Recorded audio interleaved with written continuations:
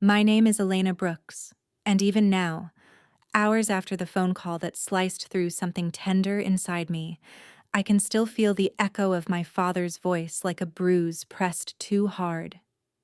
It lingers behind my ribs, a dull ache swelling and fading in waves. It's almost funny how 29 years of subtle rejection can build a fortress around your heart, and then one sentence can make it all crumble again. It started with a single buzz of my phone. I had just stepped out of the back door of the restaurant, the early morning air cool against my overheated skin. My apron was folded under one arm, still carrying the faint scent of rosemary and charred lemon.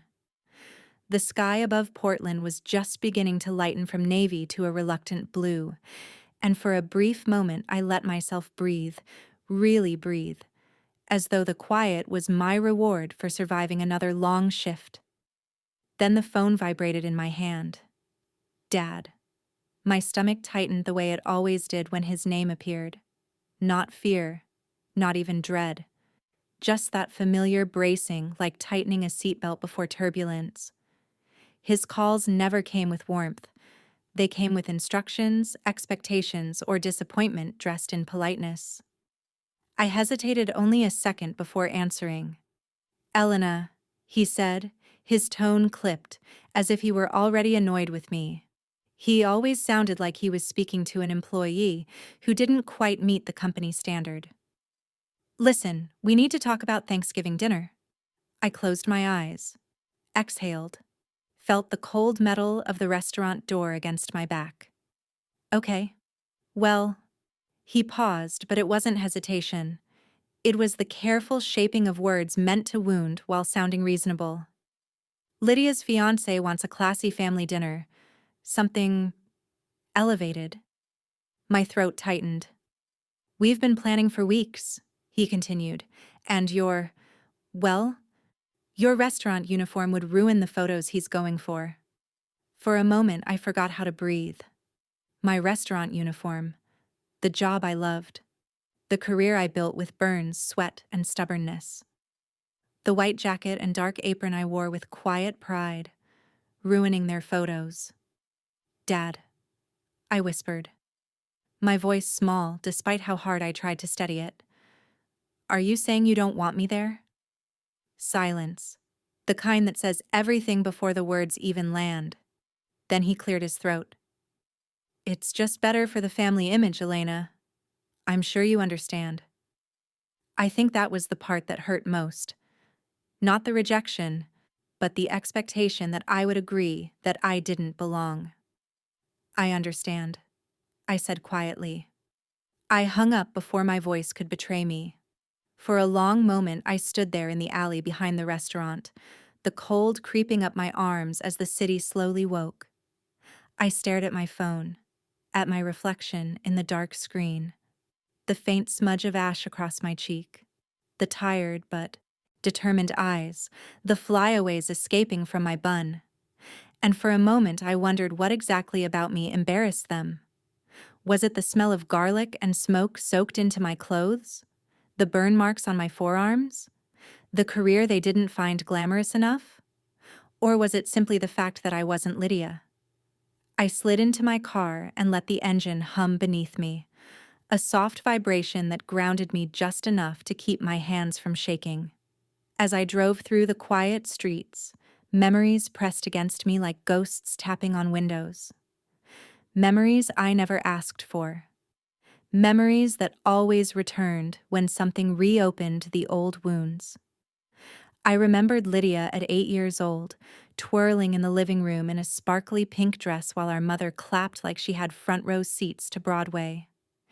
Dad filmed her with his phone, already rehearsing what he'd tell relatives about their perfect daughter. And me? Flour on my cheeks, dough stuck under my fingernails, sleeves rolled up as I helped Grandma knead pastry dough in the kitchen. I'd always been happiest there, where butter hissed in pans and cinnamon hung in the air like a warm blanket. Grandma used to say, "Flour on your face means you're doing life right, Ellie." Only she ever called me Ellie. Only she ever looked at me like who I was mattered. Dad would walk past the kitchen, glance at me over the laptop he always carried, and say to Mom, "It's cute now, but she'll need a respectable dream eventually." Respectable. Lydia got dance recitals, trophies, praise. I got, "It's messy work, not ideal."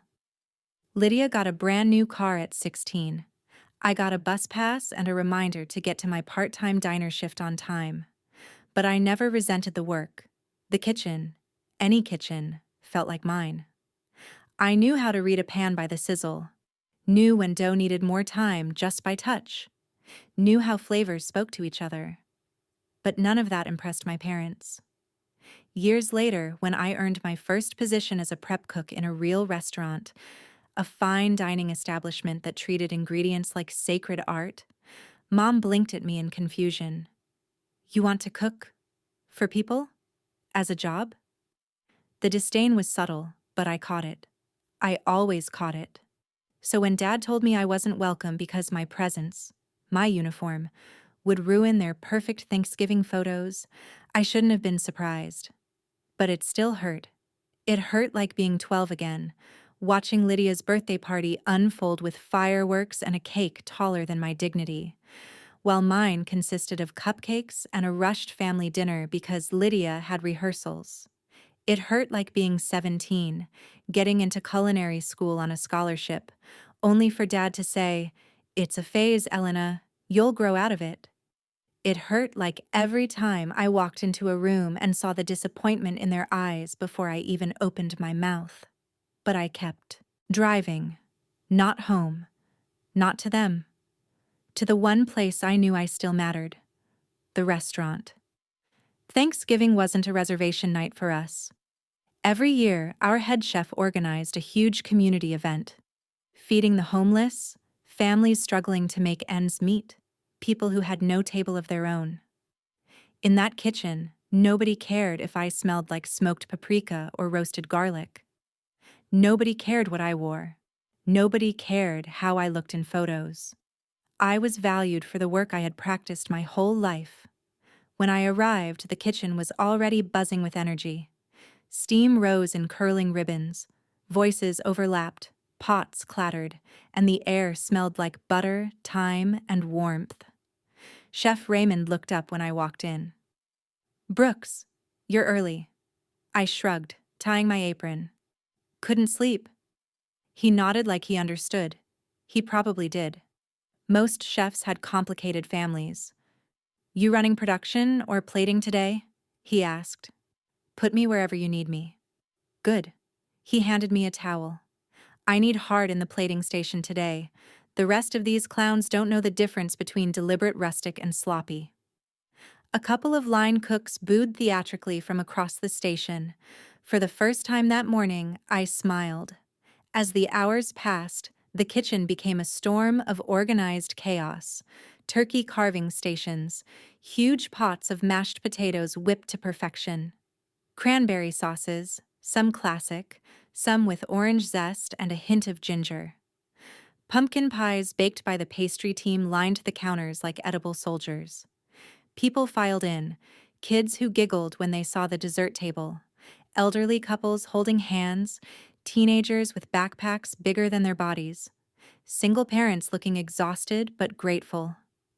Every time someone took a bite and smiled, every time someone said, "Thank you," every time a child pointed at me and whispered, "She made this?" a tiny, aching part of me softened. Here, I wasn't less.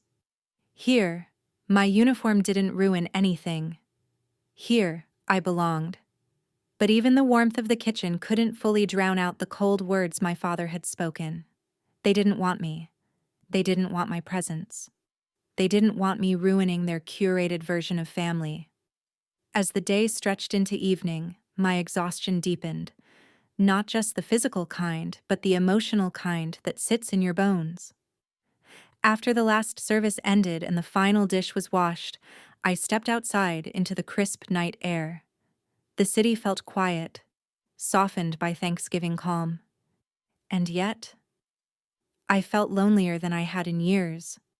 I stood there, breathing in the cold, staring up at the sky, and whispered, "Why am I not enough for them?" The question hung in the air. No answer came. None ever did. But somewhere deep inside, beneath the ache, beneath the exhaustion, a small voice whispered something I couldn't fully understand. Yet, maybe you don't need to be enough for people who refuse to see you. I didn't know it then, but that whisper, small and fragile, was the first crack in the foundation of the life I'd been trying to fit into. The life I would soon outgrow.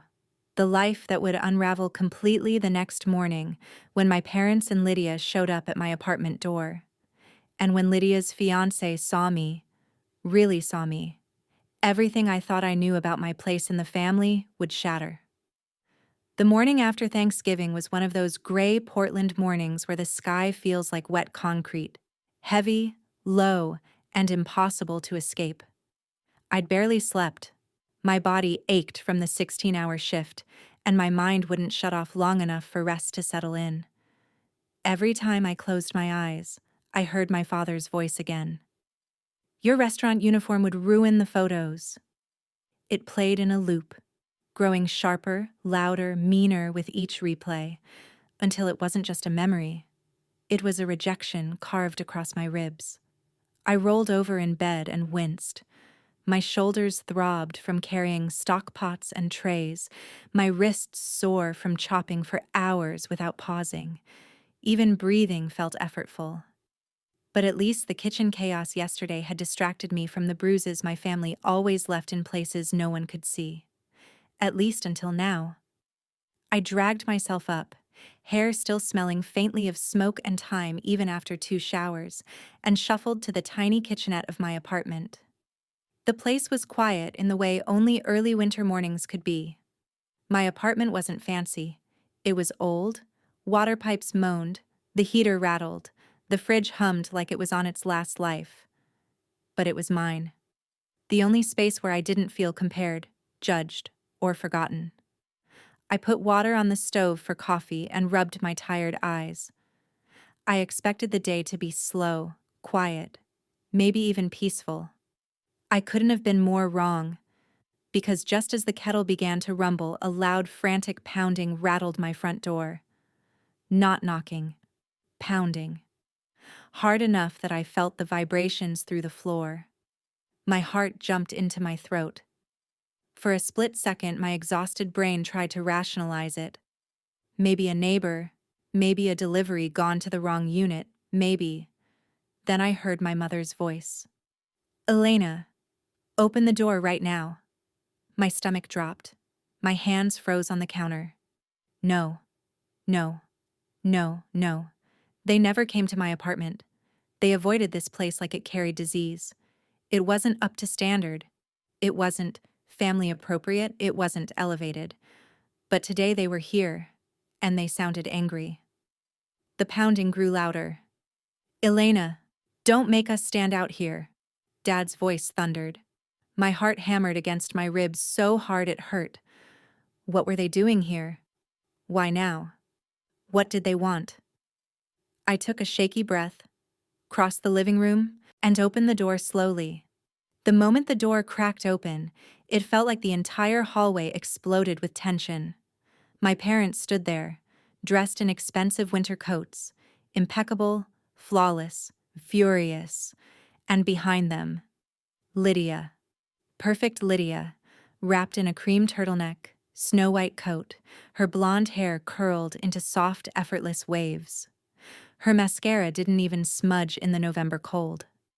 The 3 of them looked like a family from a holiday magazine cover. And I looked like the behind-the-scenes kitchen hand no one credited.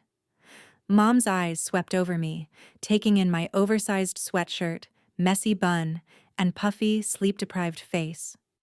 Her lip curled just slightly, a reflex she'd never admit to. "Elena," she said through clenched teeth, "we need to talk." I swallowed hard. "You could have called." "Oh, so you can hang up on us again?" Dad snapped. "I didn't." "Don't." He held up a hand sharply. "Not here. Let us in." It wasn't a request. I stepped aside because it was easier than fighting, because I didn't have the strength to battle 3 people before I'd even had coffee. They swept inside without a thank you, without acknowledgement, without hesitation, filling the small space with expensive perfume and judgment. Lydia lingered in the doorway for a moment, hesitant, as if entering my apartment would stain her influencer aura. She looked at the scuffed floor tiles, the faded rug, the mismatched furniture with thinly veiled disgust. Yet she still came in. And that alone should have warned me something was wrong. Very wrong. The accusation Dad didn't sit. He didn't even remove his coat. He turned on me the moment the door closed. "What exactly is the meaning of this?" he demanded. "What?" I blinked. "You embarrassed us yesterday." My breath caught. "You told me not to come." Mom waved dismissively. "You know what he meant. Your sister's fiancé was expecting a complete family. And when you didn't show up, we had to explain your absence." Lydia shifted uncomfortably. Dad's jaw tightened. "We shouldn't have needed to explain anything. You should have been there." I stared at him, stunned. "You literally told me not to come." "For the photos," he snapped. "Not the actual dinner." My chest tightened. "You said I would ruin the image." That wasn't an invitation to be difficult. I felt the air drain from my lungs. So this is what the problem was. Not that they hurt me, not that they excluded me, not that they rejected me, but that I obeyed. That I did exactly what they told me. That I respected their wishes. That I didn't blindly chase after their approval like a desperate dog begging for scraps under the table. Mom crossed her arms tightly over her chest. "Do you know how awkward it was?" Lydia's fiancé asked. "Where you were." He noticed. He asked questions, and we had to give some explanation that didn't make us look like terrible parents. I stared at her, stunned. "Did you ever think maybe you were terrible parents?" The room went dead silent. Lydia inhaled sharply. Dad's face reddened. "Watch your mouth. It's true." My voice shook, not with fear, but with exhaustion. Exhaustion from decades of being dismissed. "You excluded me. You insulted me. You made it clear I wasn't welcome. And now you're mad I listened." Mom threw her hands into the air. "God, Elena, you're always so dramatic." I felt something snap inside me. Something small, but crucial. Dramatic. That was their favorite insult. The one they used whenever I dared to react to their cruelty. The one that made my pain seem like an exaggeration. "I worked 16 hours yesterday feeding people who had nowhere else to go," I said quietly. "People who were grateful. People who said thank you. People who didn't care what I wore." Dad scoffed. "This isn't about your little charity event." "It's not little," I snapped. "It mattered. It mattered to real people." His face twisted with irritation. "There you go again. Raising your voice. Losing control. Honestly, Elena, no wonder we didn't ask you to come. This right here is exactly why." The words hit harder than I expected. "No wonder we didn't ask you to come." Spoken as if I had proved their point. As if their rejection was justified. As if I was the problem. My fingers curled tightly into fists at my sides. "So why are you here?" Dad opened his mouth, but before he could answer, Lydia finally spoke for the first time. "It's not just them," she whispered. Her voice cracked. I froze. She wasn't angry. She was terrified. "Lydia?" I asked slowly. "What's going on?" And that's when I heard footsteps in the hallway. Heavy, deliberate footsteps. Footsteps that didn't belong to any of them. A moment later, the doorframe filled with the last person I expected to see. When he walked in, Lydia's fiancé, Daniel Hale. I only knew him from the curated photos Lydia plastered across her social media. The handsome tech entrepreneur. The golden boy with the perfect smile. The man Lydia described as a visionary, a genius, my forever. And now he was standing in my living room like a storm cloud in tailored clothing. He wasn't smiling. He wasn't charming. He wasn't even polite. He looked shaken. His eyes searched the room until they landed on me. The moment he saw me, really saw me, his expression changed. The anger he'd been carrying fell away. His posture shifted. His eyes widened just slightly, but enough to tell me something monumental had clicked into place. He took a step toward me, and in a voice lined with shock, realization, and something close to awe, he breathed, "You're that Elena Brooks?" Silence slammed into the room so hard I felt it physically. My parents froze. Lydia's face drained of all color. I stared at him, confused. "What?" Daniel exhaled slowly, running a hand through his hair as though trying to process something unbelievable. "Oh my God," he murmured. "I knew you had the same name, but I didn't think." He looked at me, breathless. "You're the sous chef from Ember and Hearth." My heart stopped. "What?" I whispered. "Ember and Hearth," he repeated. "The restaurant everyone's talking about. The place I've been trying to get reservations to for months." His voice grew more steady, more sure. "You're the one who created the new fall menu, the duck confit with foraged mushrooms, the citrus brined roast, the rosemary garlic focaccia." He shook his head, stunned. "You're the chef." The room spun. My parents looked at him like he was speaking another language. Lydia took a step backward, genuinely startled. "Wait, what? Elena works at that restaurant?" Daniel nodded slowly. "Not works." His gaze moved to me again, softer now. "She's the soul of that kitchen." My breath caught. "What? How? How do you know that?" I whispered. "Because I follow the restaurant's culinary page," he said. "And your name is in the credits of every dish I've saved. I've watched every behind-the-scenes clip. I've read the articles praising your work." His voice softened. "You're incredible." My parents looked horrified. Lydia looked furious. I looked shattered. Not from pain, not from rejection, from disbelief. From someone seeing me, really seeing me, for the first time in a long, long time. Dad sputtered. She cooks. It's not a real career." Daniel turned on him sharply. "With all due respect, sir, your daughter is one of the most talented chefs in the city."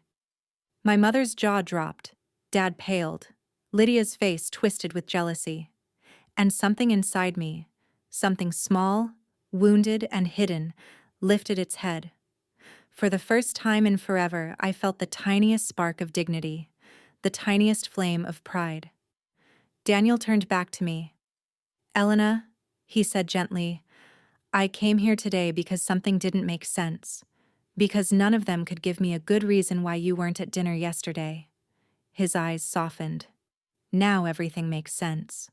He looked at my parents again, disappointment hardening his features. Then he asked the question that would change everything. "Why are you treating the most talented person in this family like she doesn't exist?" And for the first time in my life, my parents had no answer. I woke up the next morning with the kind of heaviness that comes after nights you don't want to remember. My phone alarm buzzed beside me, 6:45 a.m., too early for my shift, too late to salvage the sleep I didn't get. But something felt off. The room was too quiet, and yet my chest felt too loud with an instinct I couldn't explain. Then, boom, boom, boom, pounding on my apartment door. Hard, aggressive, like someone was trying to wake the entire building. I froze. Nobody knocks like that unless they're angry, drunk, or family. My breath lodged itself somewhere in my throat. I grabbed my phone and tiptoed to the door. Boom, boom, boom. "Elena," my mother's voice, sharp enough to cut the silence through the door. And then Lydia. "Elena, open the door. This is serious." Of course. Of course they were here. Because when normal families want to apologize, they call. But when my family wants to blame someone, they show up at her front door at 8 in the morning like a SWAT raid. I opened the door halfway. They barged in fully. My mother didn't even glance around. Just stormed inside like she owned the lease. My father followed, jaw tight. Lydia entered last, arms crossed, eyes already judging my small apartment like it was a charity case. "Are you out of your mind?" My mother snapped instantly. "What exactly was last night?" "Last night?" I repeated. "You mean when you disinvited me from Thanksgiving because my uniform would ruin your photos?" My mother waved her hand. "Oh, don't be dramatic. You know exactly what I meant." "I know exactly what you said," I shot back. My father stepped between us. "Your mother didn't say you couldn't come? She said maybe dress better next time." "No," I said, feeling my voice harden. "She said I should stay home." Lydia rolled her eyes so loud the air shifted. "God, can you stop twisting things, Elena?" I stared at her. "I'm twisting?" "Lydia, you were literally laughing in the background when she said it." She blinked, surprised I noticed. "I always notice, I just never say anything." My mother planted her hands on her hips. "This is exactly why we're here. You've made a mess. Your little dramatics have caused tension. You could have answered the family chat instead of ignoring all of us." "Ignoring them?" I laughed, once, sharply. "Yeah, sorry. I was a little busy cooking 5 turkeys for the homeless while you were staging photo shoots." My mother stiffened. Lydia scoffed. My father exhaled loudly. Then my mother stepped closer. "Elena, you embarrassed us." There it was. The sentence she never said out loud but always meant. I didn't speak. I couldn't. The words were lodged somewhere old and deep. My father crossed his arms. "Well, don't you have anything to say for yourself?" I finally found my voice. "What do you want from me?" Silence. Then, Lydia stepped forward with her perfectly manicured fingers limp at her sides. "We want you to apologize." I blinked. "Apologize? To who?" "To us," my father said immediately. "For what?" I demanded. My mother didn't miss a beat. "For creating drama. For making things seem worse than they were. For making your sister uncomfortable." "My sister," I repeated slowly, "was uncomfortable because she got caught laughing at me." Lydia glared. "No, I was uncomfortable because you're always playing the victim." I felt something inside me crack. Not break. Crack. The kind that spreads. "You came to my apartment just to say that?" I asked. "No," my father said. "We came because Lydia's fiancé is furious about what happened yesterday." My stomach sank. "What does he have to do with—" A voice cut through the tension like a blade. "Actually, I'm not furious. I'm confused." All 4 of us turned. Because standing in my open doorway was Aiden, Lydia's fiancé, holding 2 coffee cups and looking at all of us like we were a bad movie he regretted purchasing. He looked at me, then at the family crowding my apartment, then back at me. "Elena Brooks?" he asked slowly. I swallowed.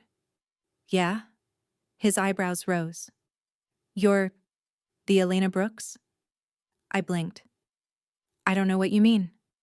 He stepped fully inside, shutting the door behind him. "I've been trying to get a reservation under your name for months. You're the sous chef at Ember and Hearth." My family collectively jerked around to stare at me. My mother's eyes widened. My father's jaw locked. Lydia's mouth actually dropped open. The silence was so sharp I could hear my upstairs neighbor walking. "Wait," Lydia said with venom forming. "You knew her name?" Aiden looked confused. "Of course I knew her name. She's been on 2 local magazine lists this year. Rising Female Chefs Under 35. Portland's Hidden Culinary Talents. You didn't tell me this Elena was... this Elena." My mother sputtered. Elena cooks in a restaurant. Aiden frowned. She is a sous chef at Ember and Hearth. That restaurant is impossible to get into. My father tried to recover. She cooks food, it's still just cooking. Aiden slowly turned to him. Your daughter works at one of the most competitive restaurants in the region. She creates dishes that take years of training. That's not just cooking. You know those moments where something inside you shifts? Where years of being unseen suddenly collide with one single beam of recognition? Yeah, that. But it only made my family angrier. My mother's lips tightened. Why didn't you tell us any of this, Elena? I did, I said quietly. You just never cared. Her face went red. Don't you dare talk to me like… No, Aiden interrupted sharply. She's right. My mother snapped her head toward him. Excuse me? Aiden dropped the coffee on my table and crossed his arms. Yesterday, you told her not to come to Thanksgiving because her clothes would ruin the pictures. But she works 12-hour shifts in a kitchen. That uniform is part of her life. And frankly, I'd be honored to have her at any table looking like the person she is. My throat tightened. I wasn't used to this. Someone defending me, especially not in front of them. But my mother puffed herself up like she was preparing for battle. We didn't say she couldn't come. Yes, you did, Aiden said plainly. I heard the voicemail. The room dead silenced. My mother looked betrayed. My father looked murderous. Lydia looked like she wanted to evaporate. You listened to her voicemail? Lydia snapped. It was on speaker, Aiden said. In the car. Then he turned back to me. Elena, why didn't you tell them what you've accomplished? I let out a small, humorless breath. Because every time I used to, they'd act like I was bragging. Or pretend it was nothing. Or tell me Lydia was doing something more important. The air in the room thickened. My mother actually looked offended. That's not true. It is, I said quietly but firmly. It's always been true. My father exhaled angrily. This is going nowhere. Elena, your mother is upset. Your sister is upset. Just apologize and we can… Aiden turned on him. Why should she apologize for being humiliated? Humiliated. That word hit me like a pulse. My mother hissed. We did not humiliate her. Aiden didn't back down. You humiliated her whole life. I've heard enough to put that together. My father stepped forward threateningly. Watch your tone. No, Aiden said. I won't. This was the moment things changed. Because Aiden wasn't fighting with them. He was fighting for me. And they didn't know what to do with that. My mother turned to me like I was a rebellious child. Elena, tell him he doesn't understand. I shook my head. He understands perfectly. Lydia, finally snapping, threw her hands up. This is ridiculous. Mom, Dad, let's go. Elena clearly wants to make herself the victim again. I'm not the victim, I said, voice steady and clear. I'm just tired. Tired? Lydia scoffed. Yes, I said. Tired of pretending I haven't been invisible my entire life. Tired of being told everything I do is embarrassing or inconvenient. Tired of being the family's… mistake. My mother gasped. We never said that. You didn't have to. Silence, thick, long, heavy. Then Aiden spoke again, softly this time. You don't deserve this. Something in my chest shook. My father grabbed Lydia's coat. We're done here. Finally, I whispered. They moved toward the door, their footsteps loud against my small apartment floor.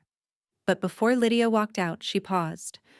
Her eyes flicked from Aiden to me, to the coffees he brought. Her jaw clenched. Then she spat. You always ruin everything. I didn't even flinch. Not anymore. They slammed the door behind them. The apartment fell into a deep, quiet stillness. Aiden stood there, breathing slowly, hands on his hips. I felt my throat tighten.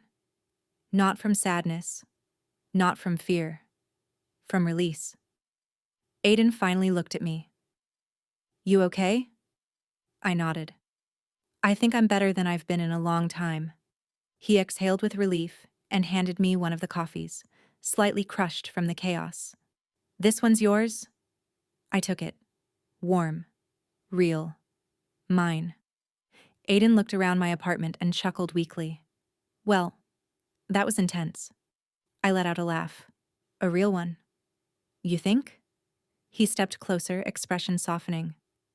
For what it's worth, I'm really glad I know who you are now. I swallowed. Yeah? Yeah, he said. I've heard your name for months, but I wasn't expecting. He motioned toward me, cheeks warming. You. My heart did something unfamiliar. A slow, gentle, cautious flutter. What does that mean? I asked. The silence after Aiden spoke lingered like smoke. The kind that doesn't choke you, but settles into your lungs and refuses to leave. My parents stared at him as if he had confessed to murder instead of admiration. Lydia's perfect Instagram smile cracked, fractures spreading invisibly across her carefully curated persona. And me? I just stood there in my doorway, apron still hanging from a hook behind me, hair tied back, smelling faintly of onions and rosemary, suddenly transformed into someone they didn't know how to categorize. Not the embarrassment, not the disappointment, not the afterthought. Just someone important. Aiden cleared his throat when no one spoke. Sorry, he said, glancing at me again. I didn't mean to make things awkward, it's just your name, your work. I've followed Ember and Hearth for years. The sous chef there is basically a local legend. A legend. My mother blinked twice like her brain needed a reboot. Dad's jaw tightened. Lydia's eyes cut sharply toward me, glossy and venomous. Legend? Dad repeated, incredulous. Elena cooks. It's not what? Aiden stepped in gently. Worthy? Impressive? Difficult? High skill? Dad opened his mouth, then closed it again. Aiden continued, oblivious to the bomb he had dropped into the middle of my living room. I tried getting a table last month, he said to Lydia. Remember? I told you about the long wait list? Lydia froze. Her eyes darted to me as if I had personally set that wait list to spite her. Mom folded her arms tightly, a sign she was preparing to lie, manipulate, or both. Elena's always been involved in kitchens, she said with a stiff smile, the kind she used on neighbors. She helps out. It's a hobby. A hobby? Aiden raised a brow. Working at one of the highest-rated fine dining restaurants in Portland is a hobby? Mom's expression flickered. Fear, irritation, calculation. Dad tried to recover. Elena exaggerates her job sometimes, he muttered. I inhaled sharply. That old wound again? Cut open without hesitation. I don't exaggerate, I said quietly. Not my job, not my life, not anything. Aiden looked between us, confusion turning slowly into something like horror. You all knew what she does, right? Lydia responded first. Her voice was brittle, cracking under the weight of an ego suddenly threatened. She's always worked in kitchens, she said. Restaurants, diners, whatever. I never knew it was prestigious. Prestigious. The word tasted bitter. Because I had spent years trying to earn validation that never came. Lydia, Aiden said carefully, you never mentioned she was a sous chef at Ember and Hearth. She shrugged, but it wasn't careless. It was defensive. Well, I didn't know, she said flatly. How could I? She never told us. I exhaled a laugh. Short, humorless, painful. I told you, I said. Twice. Once at Thanksgiving 2 years ago, and once at Mom's birthday dinner. You were too busy taking photos of yourself with champagne flutes. Lydia's face twisted, a mix of shame and fury. That's not fair. No, I said. It's just true. Aiden turned to Lydia again. You made it sound like your sister was, I don't know, some line cook at a chain restaurant. Lydia's cheeks burned red. I didn't make it sound like anything, she snapped. Mom and Dad always said. She stopped abruptly. Mom's eyes widened. Dad's face darkened. Aiden noticed. What did they say? He asked slowly. Lydia swallowed. They said Elena didn't choose a real career, that she was wasting her time, that she wasn't really going anywhere. My throat tightened. And then Lydia looked at me directly. Really looked. Maybe for the first time in years. I didn't know they were wrong. Aiden looked at my parents like he was seeing something rotting beneath glossy wrapping paper. Why would you tell people that? He asked, voice calm but razor sharp. Dad bristled. He hated being challenged, especially by someone younger, someone outside the family image. Elena chose a difficult path, he said stiffly. Long hours? Low pay? Not anymore, Aiden cut in. Dad shot him a look of pure annoyance. Look, Dad said, I don't appreciate. Dad, stop, I said. He fell silent, not because he respected me, but because he didn't know how far Aiden would push back. Aiden ran a hand through his hair, processing. So let me get this straight, he said slowly. You disinvited Elena from Thanksgiving because her uniform would ruin a photograph? Mom's face flushed. We didn't mean it like that. You meant exactly like that, I said. You said it clearly. Aiden looked sick. Then he looked at me. I'm sorry. You didn't deserve that. The simplicity of those words hit harder than the insults ever did. Because someone finally said the thing no one else would. Dad scoffed. Oh, please. It wasn't meant to be harsh. Aiden turned to him sharply. With all due respect, sir, it was harsh. And unnecessary. And cruel. Dad's nostrils flared. I don't need a lecture from a man who's been engaged 5 minutes, he snapped. Aiden didn't back down. And I don't need validation from parents who can't see the worth of their own daughter. Mom gasped quietly. Lydia stiffened. Aiden took a step toward me, lowering his voice. You deserved an invitation before anyone else.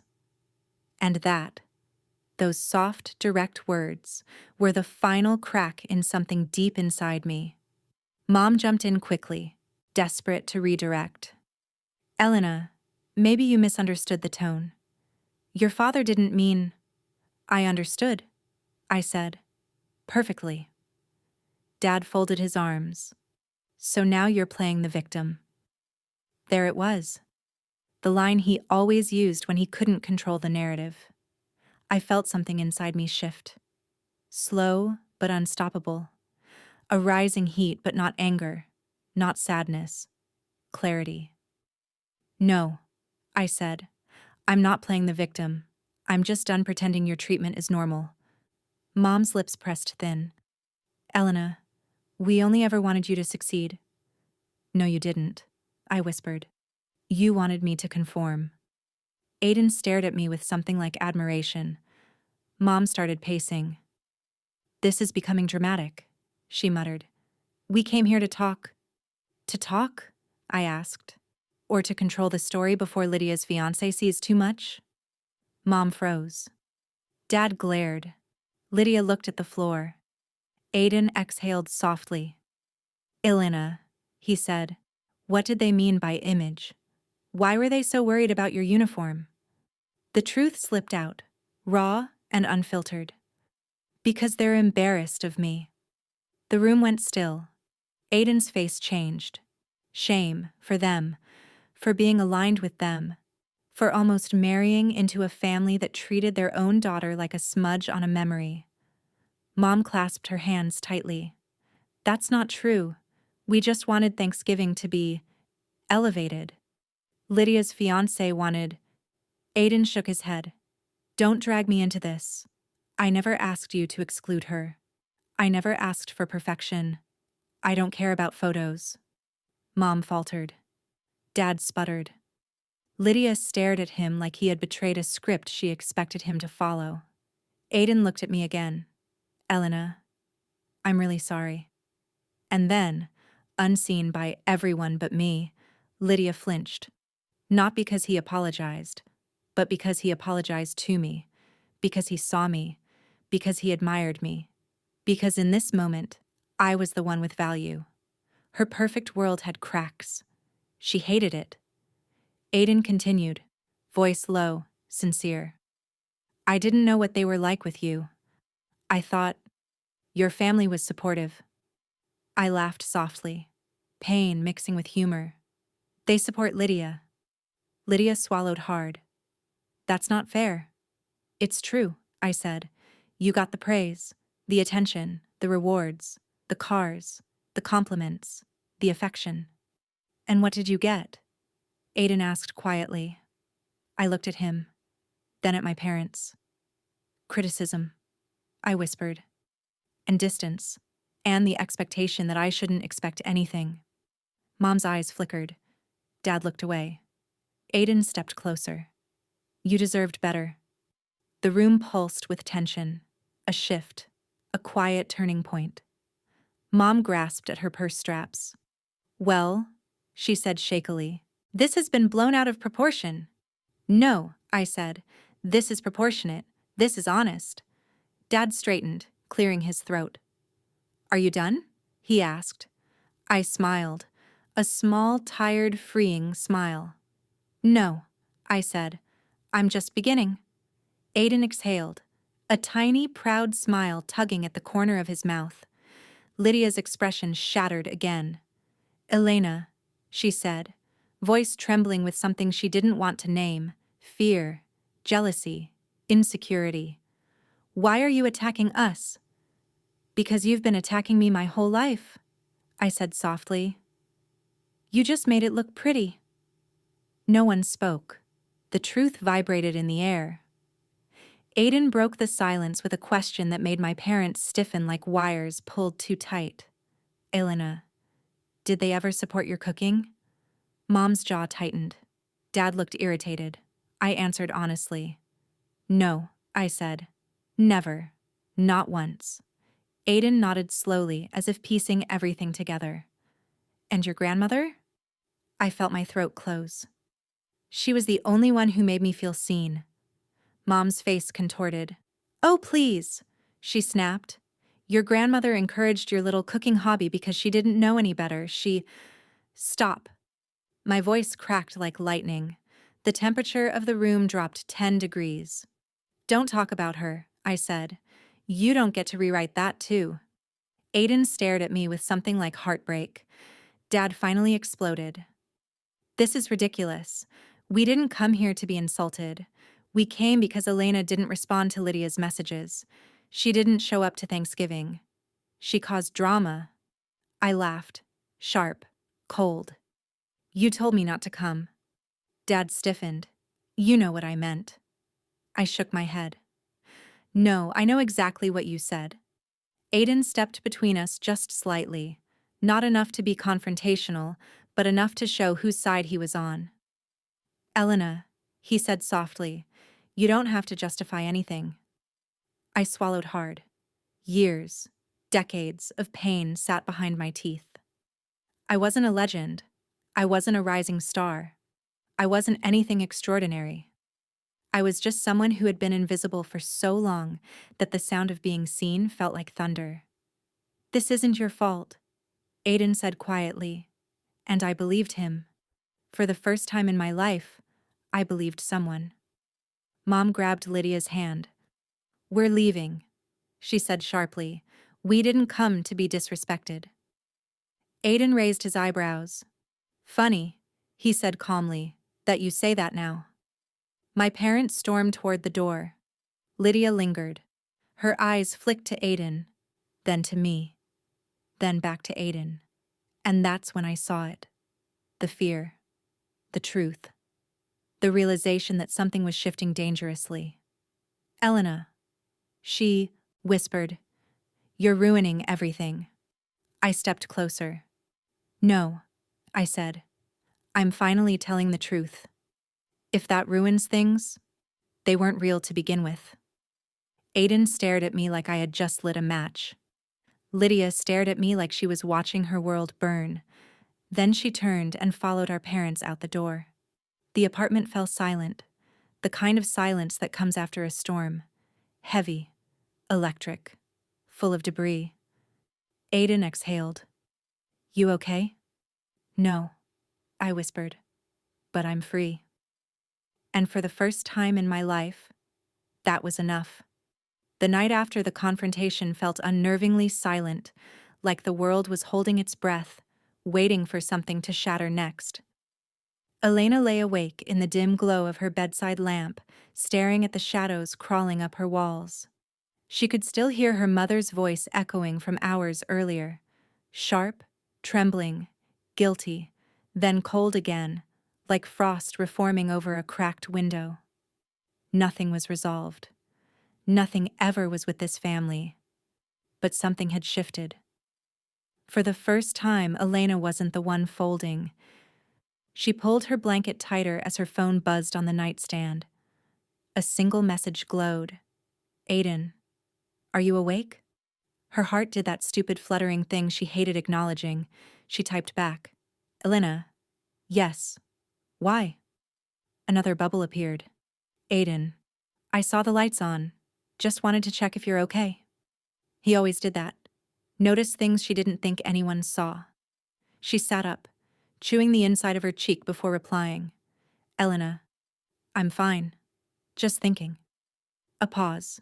Then, Aiden, thinking is dangerous at this hour. Want company? Elena sighed in defeat. She could lie and say no.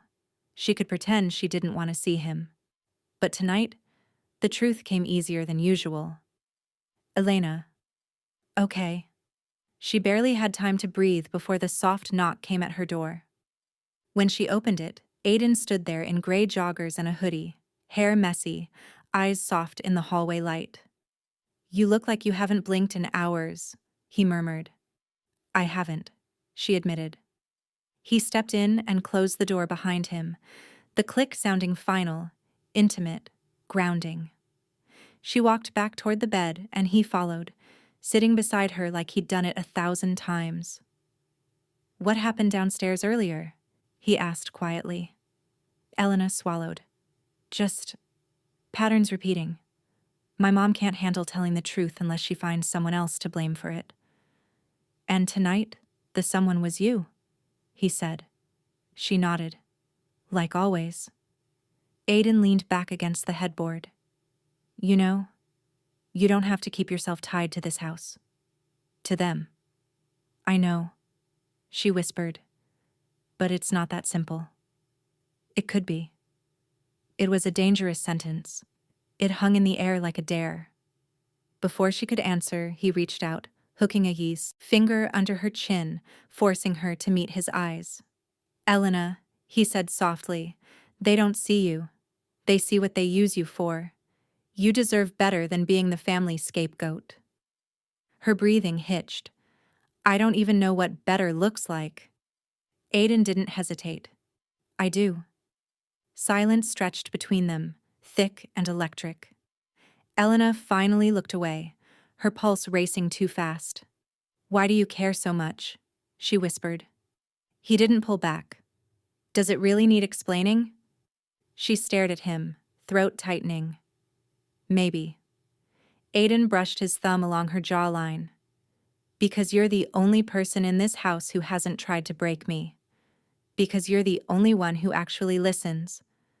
Because you're the only one who makes me feel like this isn't a damn battlefield. Her chest tightened. Aiden. He exhaled sharply, pulling his hand back like he realized what he confessed. Sorry. That was... No, she said quickly. Don't be sorry. He blinked. You sure? She nodded, then added quietly. I just don't know what to do with any of this. Then let me help you figure it out. Elena looked up. Help me how? He smirked slightly, but his eyes held nothing but sincerity. For starters, Stop letting them rewrite the story. Make them face what they've done. Elena frowned. You want me to confront them again? Tonight nearly broke my mom. No, he said, shaking his head. I want you to stop being afraid of what happens when the truth comes out. Her jaw clenched. Easy for you to say. No, he said softly. It's not. Because the truth is going to affect me too. She froze. What truth? Aiden inhaled deeply, then said the words she wasn't prepared for. The truth about why your mother hates you more than she should. Her pulse stumbled. What are you talking about? Aiden's expression shifted. Pain, hesitation, a secret he'd been carrying too long. Elena, your mother didn't just kick you out because she was angry. What do you mean? He looked away, jaw tightening. She knew. She knew the house was legally yours. Elena's breath caught. That's impossible. I never told anyone. You didn't, he said. But your father did. Her stomach dropped, a cold rush hitting her spine. My father? Aiden, he's gone. Why would he? Aiden nodded slowly. He told me the night before he passed. Elena stared at him, numb. You're lying. I wish I was. Her breathing grew uneven. Why would my father tell you something so important? Aiden closed his eyes for a moment, gathering himself. When he opened them, something raw and vulnerable flickered there. Because I was supposed to protect you. Elena felt the world tilt. Protect. Me from what? Aiden's voice dropped to a whisper. From your family. Everything inside her went silent. My father trusted you? She asked, barely audible. Aiden nodded. He trusted me more than he trusted anyone else in this house. He told me the will was updated. He said your mother would never accept it. He made me swear I would watch out for you. Elena pressed a trembling hand to her forehead. So all this time, my mother knew the house wasn't hers. And she couldn't handle it, Aiden finished gently. You weren't supposed to be the expendable one. You were the heir. Her throat closed. Why didn't you tell me sooner? Aiden shut his eyes for a moment. Because I kept hoping things would get better without blowing everything up. And because I wasn't ready for what telling you would mean. What would it mean? She pushed. His gaze locked onto hers. That you and I would be on the same side, and your mother would see me as the enemy. Elena felt dizzy. Aiden, this changes everything. Yes, he said quietly. It does. She hugged her knees to her chest, breathing hard. My mother. She spent years making me feel like I was the burden, the extra mouth, the outsider, all while living in my house. Aiden reached for her hand, fingertips brushing her knuckles gently. Elena, your mother sees your existence as a threat. Not because you're weak, but because you're the only one with the power to end her control. Tears pressed behind her eyes. I can't process all this. You don't have to tonight, he murmured. Just let it be real. She didn't know why she didn't pull her hand back. Maybe because she was too tired. Maybe because she didn't want to. Maybe because for the first time, someone wasn't trying to take something from her. They were giving her a truth she deserved. What do I do now? She whispered. Aiden squeezed her hand gently. You start by standing up tomorrow. Don't hide. Don't apologize. Don't shrink. Walk into that kitchen like the woman who owns this house. Elena inhaled shakily. And after that? His voice softened in a way that made her pulse jump. You let me stand with you. Her heart thudded painfully. Aiden. He leaned closer, his forehead nearly touching hers. You're not alone. Not anymore. A tear escaped down her cheek, and before she could wipe it away, Aiden did, his thumb brushing her skin with devastating tenderness. She didn't stop him. She didn't want to. Elena, he whispered, I'm not going anywhere. Something inside her cracked open, quietly, but completely. For the first time in years, she didn't feel small. She didn't feel afraid. She felt seen. And that was more dangerous than any secret Aiden had revealed. She swallowed hard. "Thank you." He nodded, voice barely audible. "Get some sleep." When he stood to leave, she caught his wrist without thinking. He froze, eyes widening. "Stay," she whispered. "Just stay. Until I fall asleep." Aiden's expression softened, more than she'd ever seen. He didn't ask questions. He simply nodded and sat beside her again, leaning back on the headboard as she settled under the blanket. Minutes passed. The room grew quieter, softer, safer. Her eyes grew heavy, and just before she drifted off, she felt Aiden's hand gently smoothing her hair away from her face. The last thing she heard was his whisper, "I promised your father I'd protect you, but somewhere along the way, I started wanting to do it for myself." Elena slept, and for the first time in years, she dreamed of something other than running. She dreamed of choosing.